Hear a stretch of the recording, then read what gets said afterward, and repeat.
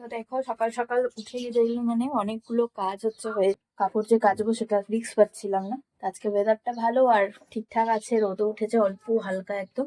তো তাই এই যে ভিজিয়ে নিবো এখন। আর এখন তো রোদের থেকে বেশি হাওয়াতেই শুকিয়ে যাবে। এসে প্রথমে হচ্ছে কাঁচা ধোয়া শুরু করে নিয়েছি।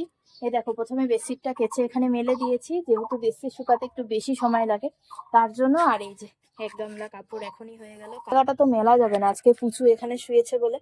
এই জায়গায় মেললে না টপ টপ করে জল পড়বে, পুচুর আবার গায়ে লাগবে, তাই না পুচু? কন্টেনারটা কিনেছিলাম, ঠিক আছে, এটা মাইক্রোওয়েভ সেফ একটা কন্টেনার।